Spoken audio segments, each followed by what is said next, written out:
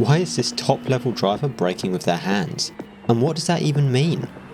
I will tell you, but I'll also show you why slow steering is actually faster, and uncover why the best drivers actually steer away from corners before they start braking.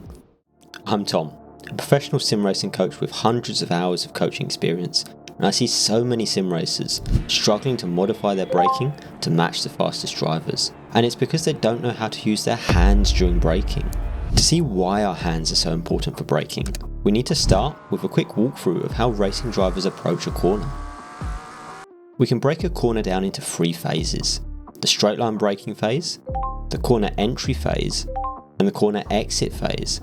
Many new drivers incorrectly assume that all of the braking for the corner should be done in this straight line braking phase.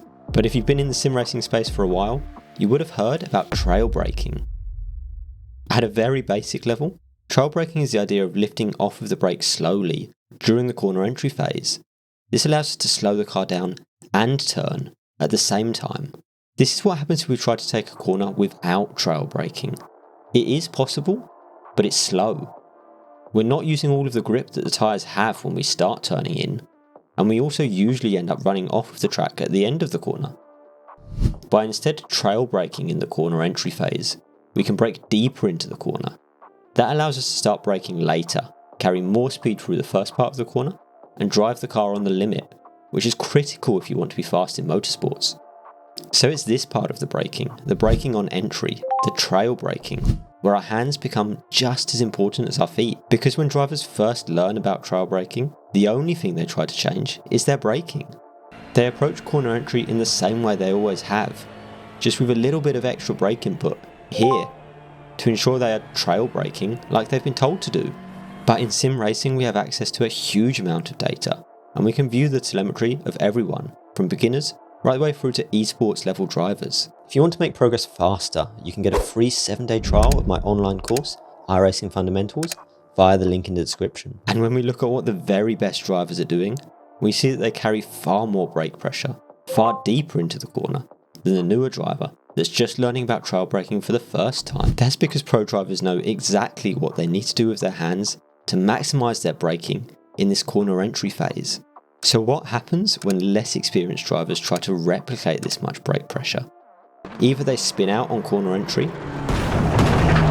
or they slide the front tyres across the track and struggle to make the corner. They either oversteer, where the rear tyres lose traction and cause you to spin, or they understeer, where the front tyres lose traction and destroy your ability to turn. Both of these things happen because less experienced drivers aren't using their hands correctly to slow the car down. They're trying to ignore the fundamental physics of race car driving, known as the traction circle. The traction circle is a graph that represents the amount of force that tyres can handle, and it highlights exactly how pro drivers brake with their hands. When we ask a car to brake, accelerate, or corner, we ask the tyres to do work to facilitate this change in velocity of the car. If we only ask the car to brake, we can use all of the grip of the tyres to slow the car down. If we only apply the throttle, we can use all of the grip of the tyres to accelerate the car. And if we only turn the steering, we can use all of the grip of the tyres to corner the car. The goal of a race car driver is to stay on the outer edges of this graph to make sure they're maximising the amount of grip that's available to them. In the straight line braking phase, we try to reach the edge of traction just with the brakes. As we reach corner entry, the only way we can maximise grip is to follow the edge of this circle. So as we begin to turn the steering wheel, we also have to ask for less braking to avoid exceeding the amount of available grip. So how are pro drivers exploiting the traction circle with their hands in order to maximise their braking potential? The answer is that they actually steer into corners extremely slowly. By turning into corners slowly, pro drivers can continue to ask for a lot of braking input deep into the corner entry phase. It's the size and speed of their steering inputs that dictate how much they can slow the car down on entry. The more quickly a driver steers into the corner, the more quickly they have to release brake pressure in order to obey the traction circle and avoid oversteer or understeer. And this is why slow steering is actually fast, because when pro drivers turn into the corner slowly while being careful to stay within the traction circle, they can do a lot more braking during corner entry, so they can enter corners at much higher speeds. This is exactly how pro drivers brake with their hands. They know they need to continue decelerating deep into the corner, so they modify their steering to facilitate this. But remember I told you that the best drivers actually turn away from the corner before braking? Before I can show you why they do this, we need to uncover what's preventing sim racers from matching the braking of pro drivers. Because most drivers already have an intuitive sense that in order to brake more, we need to steer less. So why do so many drivers struggle to match the lap times of the pros? This is the biggest challenge in motorsport. There actually aren't too many individual things we need to do to be fast. The problem is that every single one of these things is connected. Here's why. Let's say we see in the telemetry that the faster drivers are decelerating more quickly on entry, and we try to replicate this. To do that, we need to brake more. But as you now know, in order to be able to brake more, we need to steer less and steer more slowly because of the traction circle. What happens when we steer less and more slowly? The racing line we take through the corner necessarily changes. And if the racing line changes, this also means the point that we start turning into the corner changes. And even if we somehow get all of the variables correct, now we are braking so much more on entry that we also have to start braking later to account for this extra ability to slow the car down. This is the challenge, but also the joy of motorsport. Because when drivers reach a high enough level, the cause and effect of these initially small changes becomes evident, and the best drivers are continuously modifying their line and inputs throughout the corner in order to account for the available grip. It's because everything is connected that we struggle to match the braking inputs of faster drivers.